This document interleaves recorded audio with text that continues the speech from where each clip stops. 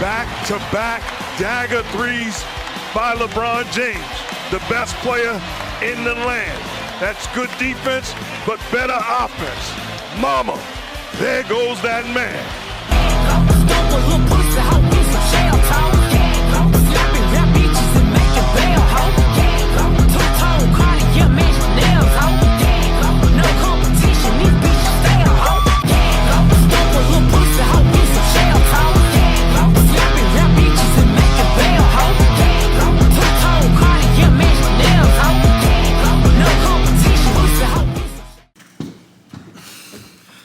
What's up, guys? Welcome back to Large Lads episode 23. Sorry for the delay. That was Sam's fault. Right into the topics. All right. Very cool. It's not my fault. You're a coach of sorts. Of some kind. You've had a full roster of clients for a pretty long time. For sure. If you were advising someone on what to look for in a coach, what would be your main notes? That's a good question. Obviously, there's the central talking point that just because someone's strong doesn't mean they can coach, even if they're smart. Yeah. They might be hyper-specialized into what works for them. Mm-hmm. I think finding someone you get along with is really important, someone that you can have a good open window of communication. Like, you're going to get frustrated at some point. Yeah. So having someone you like that can talk through those periods of, plateaus and frustration. So, I don't know, someone you like. Mm. And also different coaches have different strengths that you can kind of tell from their athletes. Trevor Jaffe is a very form-oriented coach. Mm. So if you were a wicked strong athlete with suspect form, that might be a really good pairing. Mm. Or Thor back in the day used to be winning all of the moving events and odd object events, but was just not quite statically strong enough. Mm. So Sebastian, a powerlifting coach, ended up being a good pairing that kind of synergized. Whereas there hasn't been another strongman to see similar success under Sebastian yet in terms of full power. I know he helped Graham for a powerlifting meet, and then Luke Stoltman for his attempt at the log press record. But in terms of full competition, he's got more knowledge on the static strength training and maybe a little bit less on the cueing and intricacies. So I'm rambling. It was a good pairing. So finding someone that addresses your weaknesses, that you think you'll get along with, who cares about coaching, it's not just a way to fund their training.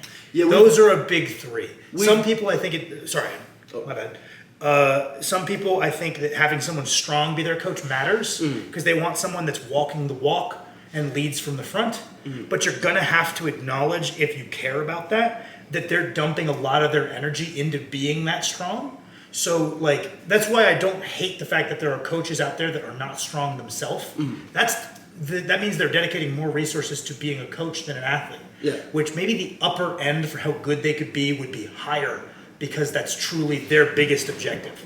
You made a note recently that you're I think you as a coach, your full potential is maybe slightly limited by the fact that you Absolutely. I'm exhausted all the time from eating and training.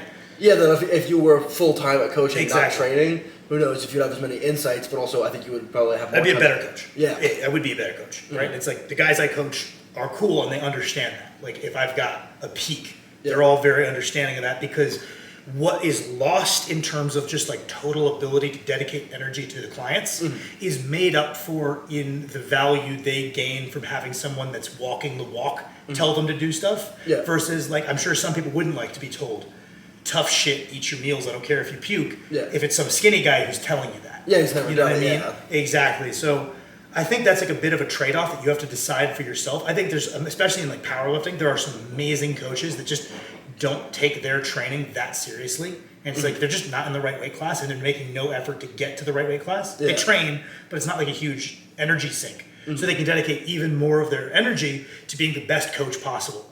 And that's how you get the guys like Taylor Atwood's coach that are just I am a coach. That is what I do and I want to be the best in the world at that. Whereas you have the kind of coach-athlete hybrid where you have to decide if that trade-off is good for you. Yeah, Some guy roasted us, had a very simple roast in the comments that I was this is very good and to the point. It was just, I was I know exactly what you're saying with this comment. God fucking damn it, you're right. It's just the noise you make while I monologue about some bullshit. Well, you know what I was thinking about? I'm an active listener. Yeah. Someone needs to tell Kirsten about that signal. You know what I was thinking about earlier today? I'm so upset that Pavlo Nekonechny got in that car accident and hasn't been like posting training. Yeah. His videos for his like Road to 505 were some of my favorite videos, even though there's only 3 of them. Yeah. Just a cool athlete to watch. I mean, if you ever... It also felt like a real person full-time training, which I feel like I don't see. I love seeing like, just because the money is not really lined up for there to be many guys who like every waking moment is trying to get strong. Yeah. Like you get that sense in like Thor's videos when he's in prep for a big show. You can kind of get that sense in like Brian's videos. Mm-hmm. You don't really get that sense in many powerlifting videos ever. Yeah. Whereas you got the feeling that, wow, Pavlo's job is eat and sleep and stretch and train and get massage. And it's just like, it's cool to watch. Yeah. I get very envious. I also see the videos of like the Korean Olympic weightlifting team where they live on like a campus and they have like a food hall and they just like live in the little apartments and train twice a day. And I'm like, that is my ideal life. Yeah, 3 training sessions a day in a food hall where I don't have to cook. I'd be the happiest man on earth. Just regretting that you weren't born in a country that would recruit you to an athletic team. Yeah, specifically weightlifting. So I could lift weights for 3 times a day. That sounds fucking sick. Yeah, I feel like something that because fun fact, Sam is not my only powerlifting coach I've ever hired. True. I shout out Winston. Shout out Winston Tom, baby. The GOAT. Yeah. I think something that like people sometimes like underestimate is buy-in for a new coach. I feel like people see like, oh, this higher level athlete has this like give and take dynamic with their coach, and like I think your insights should matter to your coach a lot. But also like I feel like that's something that you need to build up. And like if you're immediately questioning the program, there's a difference between questioning and just giving feedback. And like someone could like give feedback, and the coach says, "You got to trust me on this one." Being able to truly trust them, it does matter, right? And that's why you see high-level athletes work with a new coach, and it stops within 2 months. Yeah, they never bought in the first place. You know what I mean? And that's like a big thing. Is Foad, the bodybuilder, he's got this theory that you should not think of your coach as a person who's like valuable. To get the most out of them, you have to almost have them on a pedestal. Yeah, to where it's like what they're saying is the gospel. They're smarter than me, I'm just going to do it. And that approach has its drawbacks where you're not going to give feedback when it's needed, or maybe you pick bad and they're a shitty coach, and that's really bad. Like I see some people do that, like have their coach on a pedestal with a coach I think is shit. Yeah. And it's sad because they're so dedicated. They're like, I'm letting coach, I think I said this another one, like it's so sad to see them think they're letting their coach down. It's like your coach is writing bunk shit. Yeah, I feel like it's the best approach is to like have that buy-in and then assess after like a few blocks and be like, have I made the progress that like realistically... And like, is it on my end of the court, right? That's always like the successful... If I have an athlete where we come up short of our goals for a training cycle, the athletes that then turn around and crush it the next training cycle, usually I think it's my fault because I trust they're doing their work. So I redouble my efforts and scrub through their videos and see if there's something I'm missing, and they just assume it's their fault, right? They're probably too charitable with me, and they're just like, Sam's programming has gotten people stronger than me strong, that's not how that works. But they think that, so like it's on my end. I need to redouble my effort with my food, my technique, my focus, my sleep, like how I prepare for big sessions. It's on my end. And so it's like when we both blame ourselves and each redouble our efforts, that's when we get like, oh, they go 20 pounds past it the next training cycle because everything levels up. It's like the same thing as like when you're self-coached. You just got to say like, all right, I'm upset for 5 minutes that I missed that, but I'm clearly not strong enough. It's too bad, so sad. Some people hit that easier than, like, they don't have to work that hard to get it. I do. Tough shit. If I want to do it, I'm just going to do it. That wasn't hard enough. I believe there's always room to try harder. That's like a central philosophy of mine is like anybody who's like, I'm trying as hard as I can. It's like, you couldn't try a little harder? It's bullshit. I try pretty hard. I could try, I think I've got to see like way more room to keep trying harder. So if I come up short, I'm like, fuck, I guess to get this number, I have to try harder. And it's like, you and I are weirdos where it's just like, there is no assessment of, is this worth it? Because it was never supposed to be worth it. We're just doing it because we want to. Because it isn't worth it. But if we're trying to go off like metrics of like income or clout, it isn't worth it. But if you're just like, fuck, I guess I gotta try even harder and become more of a recluse. Okay, I want to deadlift this. So I think it's a good note is like both coaching style, but also programming style. Yeah, and so people pick the one that like meshes with how they want to train, which is really at odds sometimes with like some guys are just like real skinny, and it's like they like lifting for low volume, so they pick a guy they know does low volume, and it's like sometimes you have to force yourself out of your comfort zone with the programming. Yeah. But sometimes that just leads to burnout. was Like just- guys will hire me, and I'm like, you need to do volume and get big muscles. Yeah. Like my what I always am just preaching about like a moron. Yep. Get the big muscles, and Yeah. you will get stronger. I'm like, you are not going to get big muscles doing nothing but fucking singles all the time. Yeah. Please. And they're like, I respond to intensity. It's like, no, you fucking don't, first of all. Second of all, they just like, and like if they can't turn that corner and learn to look forward to volume PRs, Yeah. like if they can't go home after a volume workout and be like, man, I'm fucking pleased with myself, I crushed a total rep PR. If you can't find value in rep PRs and total rep PRs, fire me now. Like I'm not going to organize a training system I think is like 100 steps away from optimal. Yeah. So you can scratch the itch of lifting 95% plus every week. I'm not going to do that. Yeah, there's a real balance to be had of like hiring a coach that programs in a way that you like actively really dislike is just less productive. It's like the stand. Unless you can learn, but some athletes learn to like it. That's fair. Like I've had some athletes that hated their first block, but they like saw the results it got them, so they bought it. They're like, okay, I like the strength phase now. I'll suck up the hypertrophy. Yeah. And eventually they start to like I feel the most jacked during my hypertrophy phase because you kind of have that permanent pump going on when your volume's a little higher. Yeah. You just look better. And so it's like that's kind of fun. You start liking the volume PRs and not being quite as beat up. So that becomes fun. And they start liking it. So I think you can like kind of turn that corner and enjoy it. But I was gonna say like the stand efforting, like the best diet is the one you will follow, and so it's like there needs to be like a range of reasonableness of like an actually effective program, and not just being like I enjoy max out, I will max out for sure. But the other like, thing is some guys use a technique that volume doesn't work for them because any volume beats them up because it's the technique that like kind of jams them into a position where they can lift the most weight within the rules, but they can't do any volume at all. And it's like maybe you can keep that as your comp technique and have a secondary technique that you can do more volume. Yeah. Or maybe that's going to inevitably lead to issues anyway, and that the Leading to a inability to temporary- do volume is the canary in the coal mine, that this is going to be quite stressful on your joints in general.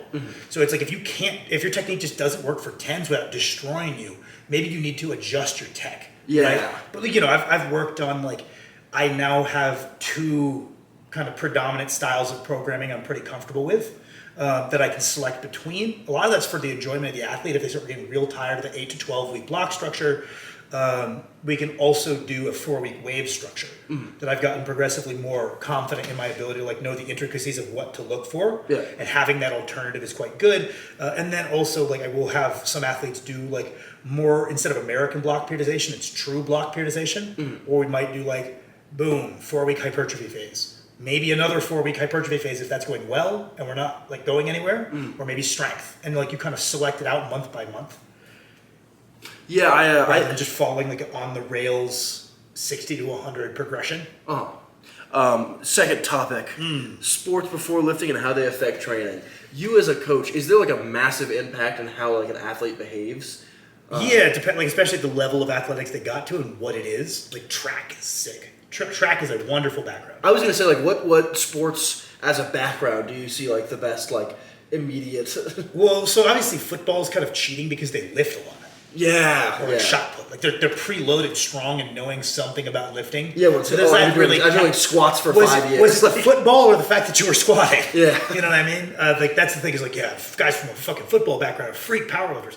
Yeah, because they've already been basically powerlifting, but with cleans for 8 years now. Like, what do you mean the football did it? Like, there's things that does for you in terms of like, sure, you probably have great tendon integrity from like lots of sprinting and jumping. Yeah. Sure, you know how to push yourself. You're more neurally efficient. Like, you do come preloaded, but like from these other things. But also, a lot of it's the weight room. Yeah. But like, I like track because the mentality of a track athlete, thinking of yourself as an athlete, recover, sleep, like they emphasize variables in a way that's pretty similar to what we talk about, which is like live like an athlete. Your nutrition, your sleep, you stay on top of like your mobility and active recovery. If you're someone who rates those things, I rate those things to be honest, and someone out there is going to complain about that.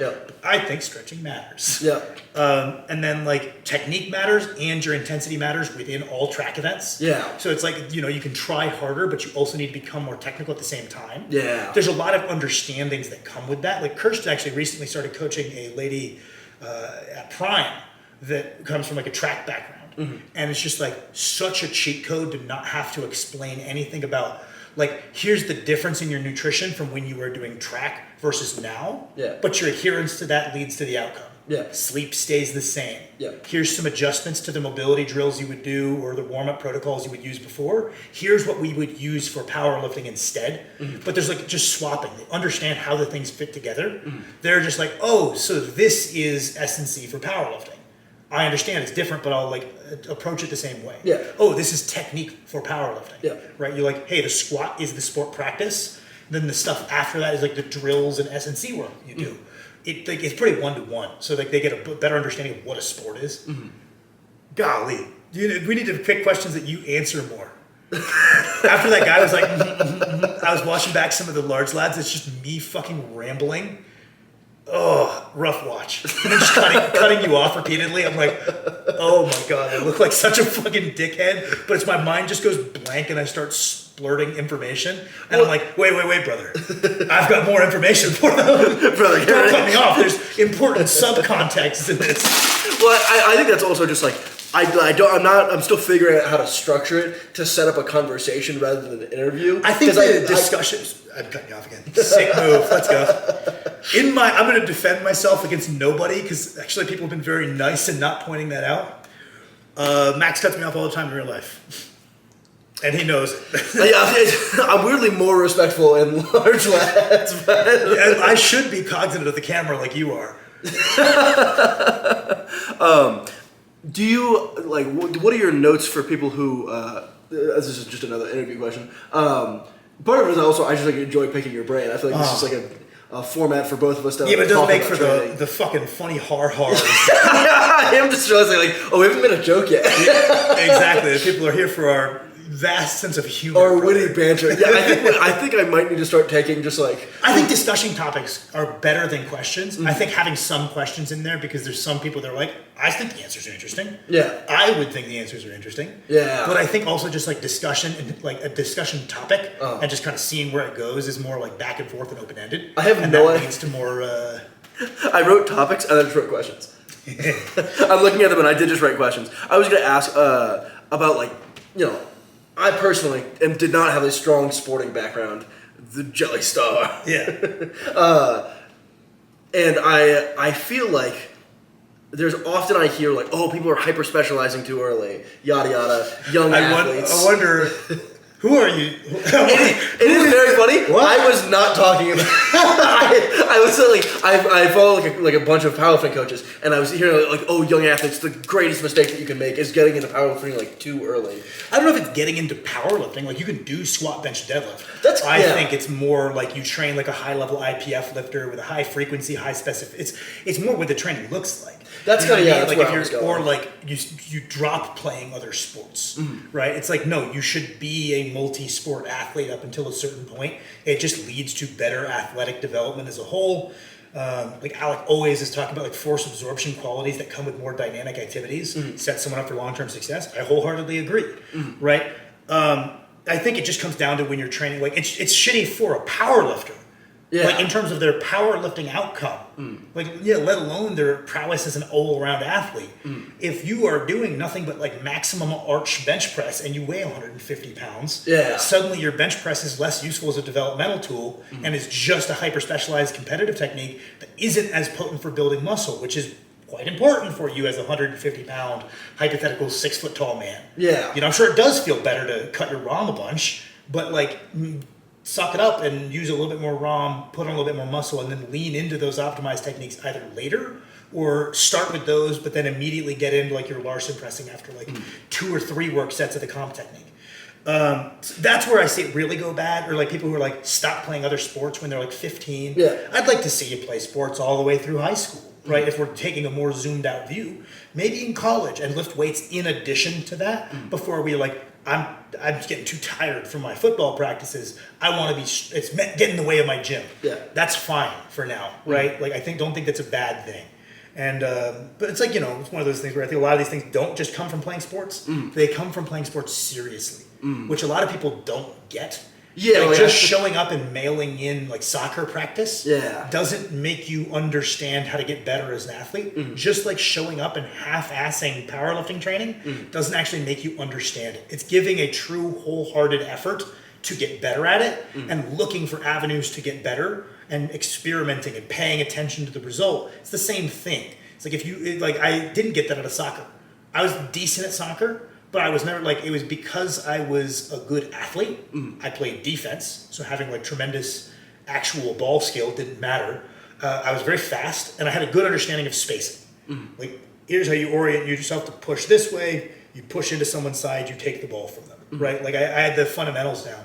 But I could have been a lot better if I was actually even thinking about how do I get better? I got to a certain level as a good athlete just by playing. But I wasn't like, after practice, what did I do wrong? What can I fix? I would be 10 times the athlete. It wasn't until I started like boxing and doing other sports that I was a little bit more invested in that I even started asking that question of like, what can I do better? You know, if you don't ask that question, you're just going to get some base level out of the sport, but you don't understand like the process of trial and error, which is probably more important than any of these outcomes in terms of like neural efficiency, like how good like motor unit recruitment, tendon density, starting off with like a bigger base of strength. All of these things are almost secondary to understanding like that intense focus, trial and error, try something new, observe outcome. Okay, this works for me for now. I'll keep that in the rotation of trying to get better. You know, you build out the routine from there. Yeah, I think I definitely have a certain level of like powerlifting bias, right? Where like most of the time I'm like, powerlifting isn't bad for anything. It's just people doing it wrong, which is probably maybe For sure. a bit of an overgeneralization. Like there probably are things that it's like, this would be a better solution to X, Y, and Z. For sure. But I think that like a lot of the time people will be like, oh, powerlifting is bad for young athletes or whatever. Or like you're going to hyper specialize too early. And I think part of that just comes with like, you can just write a less specific powerlifting program, or you can do powerlifting. Well, it's like how Bromley hates powerlifting in its modern iteration, meaning high specificity training. Yeah. But he really likes like what powerlifting was in the 70s, where it's lower specificity. American block periodization, TM. Yeah. But like Bromley loves that. So it's like, what does Bromley dislike? He doesn't dislike powerlifting. He dislikes powerlifting training as it's performed by the top performers, when then it's copied by the majority of his audience, which is like intermediate guys, right? It's not that he hates the sport itself. Maybe I think he hates the competitive techniques as they've kind of matured. Like bench arches have gotten larger, sumos have gotten more proficient, yada, yada, yada. But it's not like the training necessarily that he hates as a whole. He loves those movements as developmental tools. Yeah, I think I just like, we have known people who like came into powerlifting with zero athletic background. I was one of them. Or I did like pee-wee soccer, nothing but real. yeah, I did literally no real sports before I did powerlifting. And like, I think there is some amount of like, oh, they're just gonna learn how to squat and not know how to do anything else. And I feel like it's pretty easy to make like training accommodations of like, also have them do Cossacks. Like you can like just like have a more diverse powerlifting program, and But is that a powerlifting program? yeah. I think if the end goal is to be good at powerlifting, and you're just looking at a decade-long scale, just being like, we need to start even like more vague and refine it as we go. No, for sure. It's just like starting. young athletes should be doing like jumps and sprints, especially if that box isn't kind of pre-checked by their athletic history, right? If like someone is like been playing football, so they've been lifting, they're actually like 8 years into lifting, and they've also done a tremendous amount of sports. They've kind of gone through that phase of more generalized training. Yeah. But if someone's starting from scratch, I believe they should be doing dedicated cardio to build up their aerobic base. They should be doing plyos and sprints, and they should be doing their lifting. Yeah. And then within that, we can look into, well, the lifting should be more volume and more hypertrophy centric on motions that have greater ranges of motion. Yeah. Right? So it's like, that isn't really powerlifting training if we look at it zoomed in. That's I would call general fitness training. Yeah. Where we're doing like some explosive work, some cardio work, and some strength work, almost in even proportions to one another. to build like this like wider base as an athlete. And then we can... Is that powerlifting training? In the strictest definition, no. Yeah. But does that tie into the larger picture of someone's development as an athlete? Absolutely. I guess, I was more defining it as the context of like, if someone came to you and was like, hey, I'm 13 years old and I want to be the best powerlifter in the world, and you would, like, I've done literally no sports. Yeah, we do a lot of bodybuilding, right? Yeah. We would do like high force production shit, like plyos, and I'd probably do what I didn't do and just get a proficient clean and then hold on to your front rack. Yeah. Don't give it away because it's so hard to get back. It's so funny that I was never able to do a front rack. Even when I was like 154 pounds, I couldn't do a front rack. I think you could have. I think you didn't know how. Dude, I was cross gripping, like, I think you didn't know how. There's no way you couldn't get it. There's no way. I don't know. I had some really, really unflexible joints. I still think you could have front racked. Yes. I think that just a note to people out there. I think oftentimes people will be like, powerlifting bad, like it making me fat and ugly. Man, you're really walking me back into this. I made that let's talk about speed work video and then fucking bounce. You're really walking me back into this one. It's really funny. I'm not even a response to that. This is just a general, like, I don't know, maybe I'm a little bit of a coper for powerlifting. But like, I think, like if you don't have if it's like powerlifting bad, I get fat and ugly and unathletic. I feel like we've seen a lot of powerlifting say that. I will say that one winds me up where some dude just like thinks powerlifting is synonymous with eating 3 pizzas a day, gets stronger because he gained a bunch of weight. Yeah. And it's like, God, powerlifting is so stupid. I'm tired of being fat. It's like, you don't have to be fat to powerlift, you fucking moron. You were using that as a band-aid for the fact that you train like a pussy. You don't do anything right. Yeah. So you need this massive caloric surplus to make any progress. Yeah. And you think that everybody else is doing the same thing as you. And you're like, powerlifting sucks. No, getting fat sucks. It does. Getting fat feels like shit. Yeah. You're like, powerlifting. I feel like shit when I powerlift. It's like, just don't be obese. The way you're powerlifting Be is deeply unhealthy. powerlift natty in like anything other than a super heavyweight weight class, and you could be reasonably helpful. Like it's like TD posting that like he quit powerlifting because he's got sleep apnea, and he's still fat after he stopped powerlifting. Brother, the problem wasn't the powerlifting. The problem is that you're fat and you're staying fat after. Why did you even bother retiring? Yeah, just like if you just like be 275, like you don't even need to be like light. Like it'll take a while. Like guys, we all see like with your guys you've been competing against as like young super heavyweights. Mm-hmm. You get guys who have gained weight faster than you. You're a pretty in shape super heavyweight, I would say, relatively speaking. You know, like cardio wise, in terms of body composition, even. But you see guys that are like balloon up to like 400, see short-term success, burn out and hate themselves, but then they don't want to admit that they were using the calories as a surplus. Yeah. So they think, oh, well, my fat has nothing to do with my strength. It's just my muscle. Yeah. But it's like because you relied on weight gain heavily to build that strength, it is contingent on the body weight. It's like guys who rely on really, really heavily on gear to mask poor training. Their strength is very contingent on how much they're running. Yeah. Whereas you've got some guys who just like philosophically they take a training first approach, and the gear is an adjunct. They stay a lot stronger in the off season, a lot stronger, because they still try to use the training as the primary driver of strength, and the gear as an adjunct. Yeah. If the gear was the primary driver, it's going to be contingent on that. And it's the same thing with body weight. Dennis, I'm doing a podcast with good old Freaky D after this. Dennis is like, yeah, like in a lot of ways, functionally, in terms of like what you're looking at within your training, heavy caloric surplus is kind of similar to PEDs. And people trashed them in the comments. But I was like, that is like in terms of like evaluating training variables and stuff, like, yeah, it's something you're using other than the training that drives your kind of strength progression forward at a more rapid rate than it otherwise could be. Yeah. There are similarities. Your health gets worse the more you push it. Yeah. Like there's more similarity. Like people shit on him in the comments, which is crazy. Because I thought that was a pretty good point. Yeah. But then you see the guys that get salty. They're like 18 and obese, and they're like, oh, I'll just be a jacked 308 real quick. Yeah. BRB. And then they start dieting and their numbers fall off a fucking cliff. Yep. And that's where they derive their self-confidence from. So they immediately start jacking the calories back up. Yeah. And they're like, I have to be fat to powerlift. It's like, no, you have to suck up getting worse and then start from scratch without your Band-Aid, the way the rest of the world trains. Yeah. You know, it is cool if you're willing to sacrifice how you look and a bit of your physical health to lift as much weight as possible. We're doing it. But like, it's not, you don't have to do that. Most people are staying at a relatively normal human body weight and just trying to get stronger. It's harder for them. God forbid you do it the way they're doing it. But they're like, what? I'm not immediately an elite 308 and didn't hold on to 98% of my strength? What? Yeah. And it's just like, get down to that body weight and then just start hitting body weight PRs. Most you've hit at this body weight and work your way back up. Like, it's like going up a weight class in another sport. You're going to start lower in the rankings and you got to work your way back up. You don't just get to start high. Yeah, you see like one example of someone one time cutting and having a moderately successful cut, and that lays the expectation. Or it's like powerlifters, like the guys who go up weight class, it takes them a while to, like, Nori definitely understands this. He moved up to 205, and he's like, oh, shit, it'll be a 5-year project to go from being a top 5 comfortably, it was 83 kg, to being a, what's that one? 98? 93. 93. 98 would be way heavier.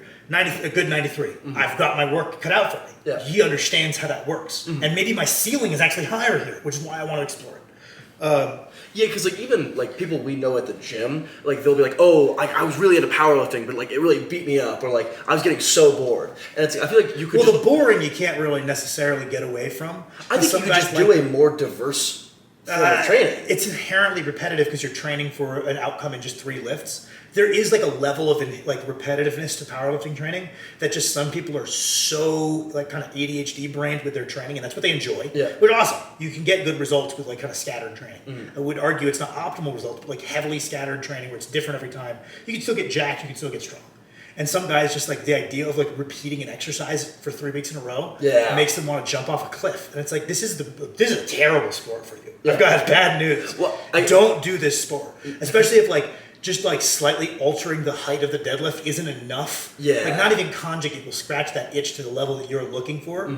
This is repetitive, dude. Like, I guess I was more talking about people who are like, oh, like I just get so like, I feel so like slow and unathletic when I'm doing powerlifting. And it's like, if you were just doing like squat, bench, deadlift, bench, like a 4-day-a-week program, and like doing some amount of sprinting, and also like people who really differentiate, like, oh, I have to do like this bodybuilding phase. Like, I'm not doing powerlifting, I'm gonna take like 5 months off powerlifting. And then they train like a fucking weenie. Yeah. And it's like, what you don't like is fatigue. Yeah. Guess what? You do feel slow while fatigued. No. But if you're actually training to get faster in a robust way, guess what? There's going to be periods where you're slower because you're fatigued. Yeah. You periodize that around, like, instead of being the strongest when you need to be the fastest when you need to be. You just don't like feeling fatigued, which is necessary to achieve a high level in any physical endeavor. Guess who are fatigued all the time? Distance runners. It's the furthest end from what we do. And they also just feel like shit getting out of bed. Yeah. All right, next topic. How do you get fired up? I wasn't really like. I let the skill slip. I think I mentioned that on here. Down a little bit? I got to the Rainier, and I've been doing more sub-maximal accumulative type work.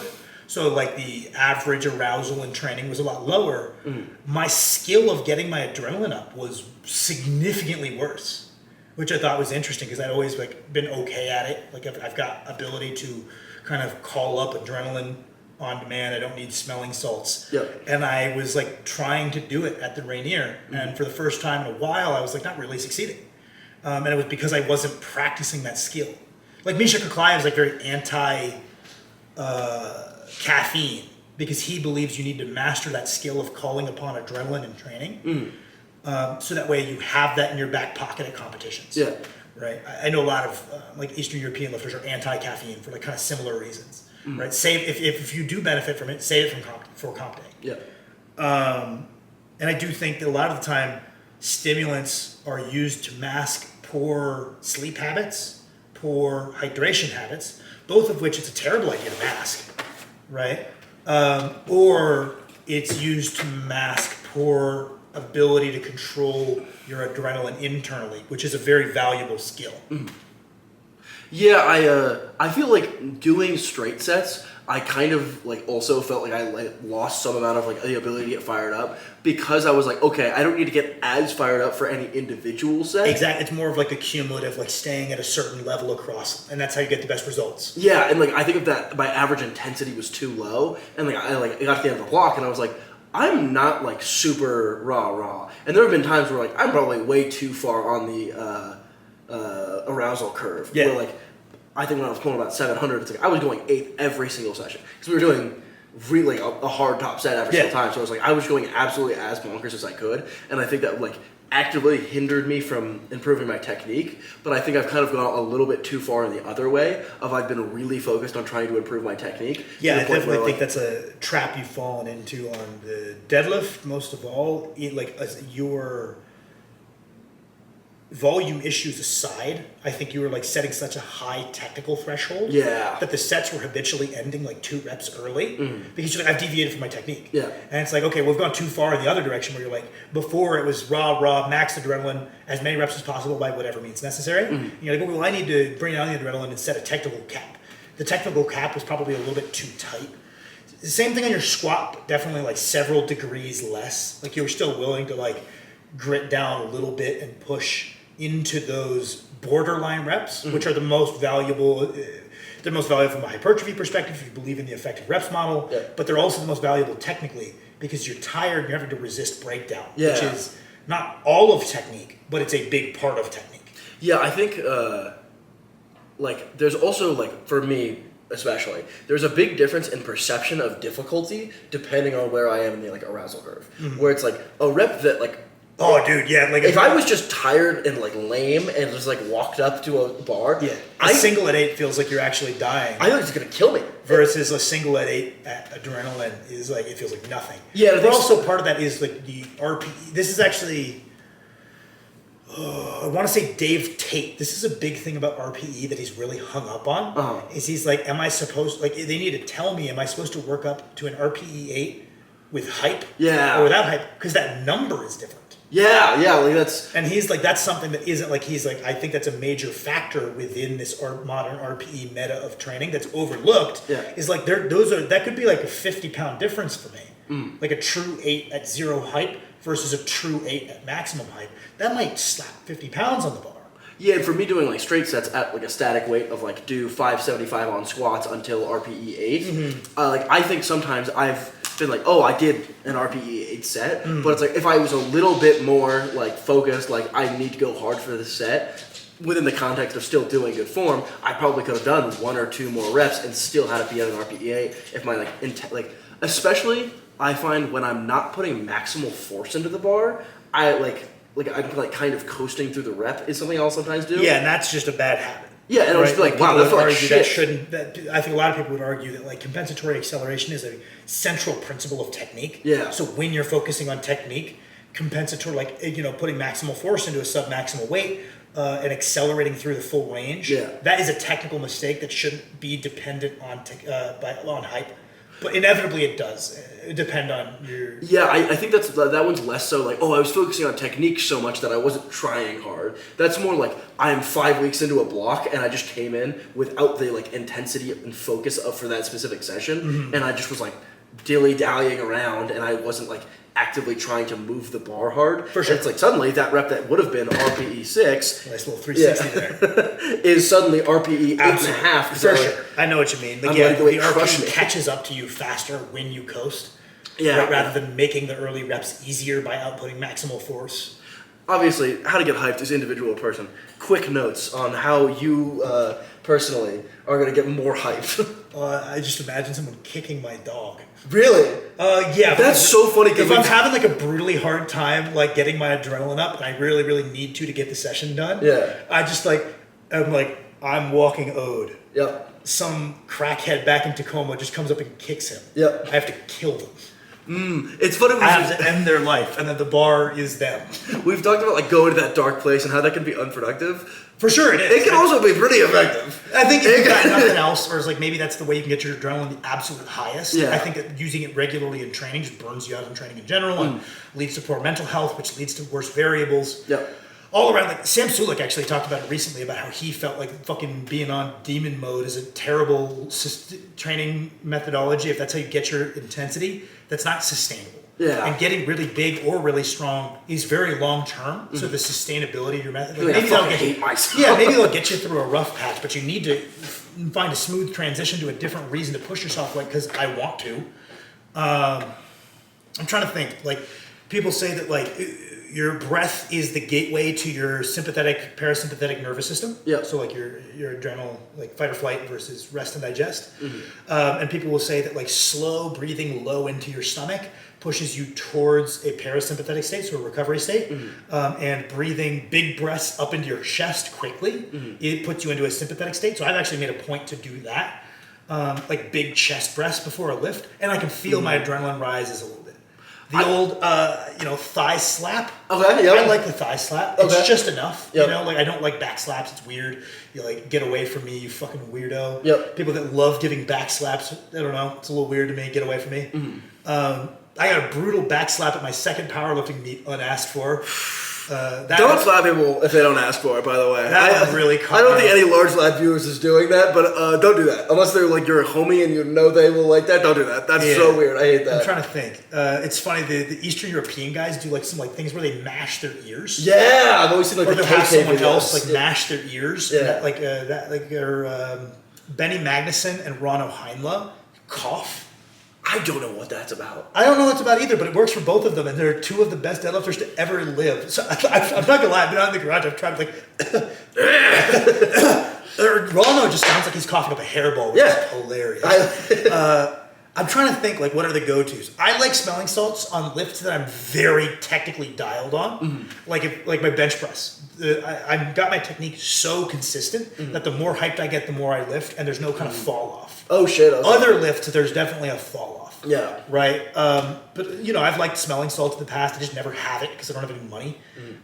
Someone left one at the last meet, so I actually got to use a round of smelling salts, which was really exciting. It was the Juji Mufu's one. Ooh, so I was God. like, fuck yeah, dude. I just need to go to meets and see if more people forget them, and that's how they I do collect it. all the time. Exactly. So I got to use them for a little bit. And it worked. It worked great. I like weak smelling salts. Everyone keeps making stronger I and love, stronger. yeah, I love weak smelling salts. I love when it's 5 months old and it's been left open and it's just like, ooh. Yeah, All right, let's go. I don't need to be crying. exactly. Yeah. I'm trying to think. Like, so there's like the ear thing some guys do. Damien headbutts the rack. Yep. I've tried that. Not a good idea. The ear thing, the cough thing. I think the thigh slap is like something that's like not too embarrassing to do in a public gym setting. You know what I mean? Like if I've got a heavy lift and I saw someone slap their thighs, I'm not judging them at all. Yep. Like they're just trying to like get their adrenaline up a little bit. So like I think a good thigh, like double thigh slap before a bench was like a big tradition of mine before big work sets. And it's just like that noise. Loud noises make me angry. Yep. So they startle me. So I'm like, I'll make a loud noise, and then I'll just get annoyed. Piss myself off. Mob this weight. Dude. Yeah. Before you're 8:55, I'm gonna come with you a tambourine. Some guys like the back slaps, and I get it. Like Yep. it's like if you are someone who likes training around people, that's like an external way you can help call upon adrenaline. Yep. Are there any more external ones? I like the big chest breathing and a thigh slap goes a long way for me.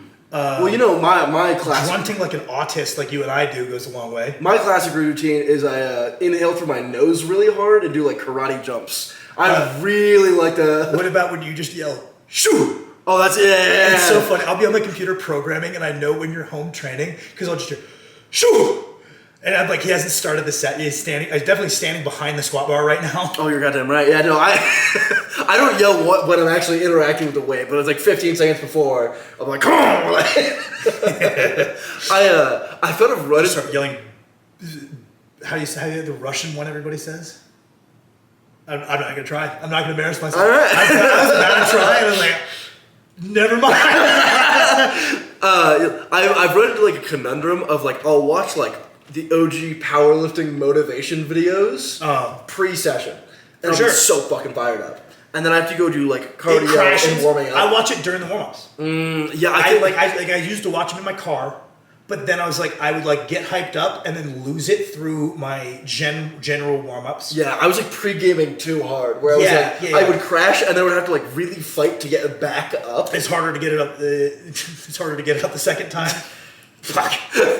God damn it. Pause. Golly. God damn it. This is gonna be the second lost episode. Fuck. I'm I'm gonna go get the gun and kill myself. On Minecraft, YouTube, please. I also, because I was like, I think it was like 1 or 2 blocks ago, I had like a real cool routine of I would just like blast music on my way to the gym. Yeah. And like, It's way too early. I would Especially be- with how long our drive is. I would be like fucking I'd be like on the I'd be like shaking on the verge That's of why I get tears the guys ready that to immediately kill. get in the squat rack and just like warm up way too fast. I Yeah. kind of get it if you are like, if you like get hyped up before the gym Yeah. rather than like, I try to get hyped up as I warm up. Oh. So that way I'm like at the right point of hyped when I actually need it. Because I've had it bite me so many times that like, I'm like doing the fastest 2-plate deadlift ever. Yeah. And I'm just tired by the time, like timing it wrong is brutal. Making dumb noises, good adrenaline strat. Absolutely. So internal strats. I definitely think leaning into negative stuff can be like, if you've got, like, it shouldn't be done weekly because your programming shouldn't require that level of hype weekly. And it's also not sustainable, right? But it's like if you are desperate because you have a big lift and your usual process isn't working, Yeah. that's an option. Or if you've got like a truly like, this is my once a year biggest lift, I've been prepping for this, I need to get to like the highest level I can because I know I respond well to it. Sure, in negative, someone kicking your dog, Yeah.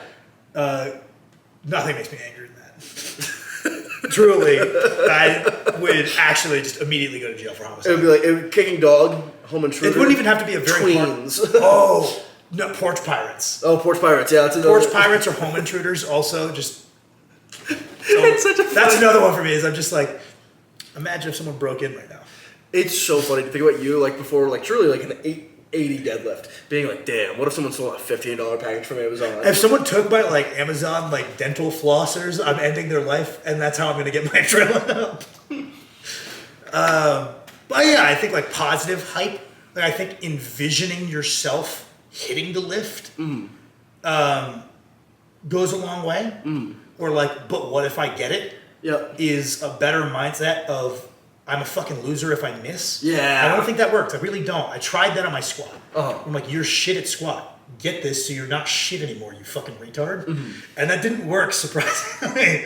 But being like more positively oriented of like, it's gonna be cool when I crush this lift. Yeah, I think just like finding like, it's all corny. Like, you know, Oh, dude, yeah, you kind of need to eat the fact that it's just like, all right, like, because like, if you're like a overly self-aware You gotta person- start delusion maxing if you truly want to get the most out of your adrenaline. Because if you understand that this is your hobby in a garage, Yeah. how could you call upon adrenaline that much? Yeah. If you're delusion maxing, you get to call upon the most adrenaline a human being could if you truly reached peak of delusion. Because there are people where it's like, you don't need any help getting hyped up. Like, this section is completely... For sure, yeah, some people don't need any help. You might need help not getting hyped There's up. some teenagers that I'm just like, you got it. Like, just stop. You've nailed it. You're the best. Stop. But like, you know, I think there are times where it's just like, oh shit, like I don't want to, like, I have to force myself to Yeah, get it's a hyped tough. up. When it's like you're under fatigue, it's tough to call upon. And like finding those like gimmicky like lines in my head, like that. I'll like, usually have like a hype up line of the month. And then I start like being like, I'll like say it in my head, like, shut the fuck up. That's so lame. That sounds so lame. You're like, a when fucking loser. when it's new, I'll be like watching a video, like, this line is hype. And I'll say it to myself, and then just like, it'll work for a month. Yeah. Like reliably. I like think a line to myself, I'm like, adrenaline's up, good. And then I'll like hear it one day, I'll be like, you cringe fuck. God damn it. That's how I feel about like I love a good like really lame motivational speech. I love them. They hit so hard. I cannot I'm listen. picky. I love some of them, and some of them are just like such a deviation from how I think actual like how any of this actually works. Yeah. That I'm just like I can't help but like be in my head. I'm like, well, that's not true. I can't do Goggins. I really like. That's the one. I've Like, tried I a bunch. Can't do disagree it. with so many of the kind of the central tenets Yeah. of like what working hard is and why you should work hard. Yeah. It's like I don't think fucking prove the haters wrong is the reason you should be working hard. You should work hard because you want to be a hardworking dude. Yeah. I had like kind There's of. enough of them like Yeah, I cannot get into the Goggins stuff. That's like the one thing I agree with Mitch Hooper on. He's just like, I listen to Goggins stuff. It's like, this is dumb. I'm like, I kind of think the same thing, to be honest. Yeah, I had like kind of a scary deadlift session yesterday, and I was like, I kind of need to turn my brain off, just because like the outcome is going to be the outcome. I just need to do a good job like applying force, and if it goes bad, it goes bad. And I need to shut down the session. And I was like, it was like Machiavelli motivation. And I was like, oh God, this is lame. It's like, there are some Machiavelli motivation videos. I'm like, some of the Dorian Yates ones. Monk mode, walking through the snow, they're gonna pay. First of all, if you live in England and you're bitching about walking through the snow, because the people in LA are gonna fucking pay, you're gonna pay. It's so much colder here. You guys are pussies. You're gonna pay. Listen, you guys are gonna pay. It's just rainy and moderately cold there. They don't get to negative 45, which is also like negative 40 Celsius. It's like the same degree. Because when I was like flexing that last winter, because that's my coping mechanism, which it's 100% our fault for living here. Of course. But people were like, and people don't want to hear you complain about the temperatures. Of course. It's my coping mechanism. But I'm like, you think negative 10 is cold? Try negative 45. It just doesn't. We have the record here in Montana for the coldest temperature in the continental states. I think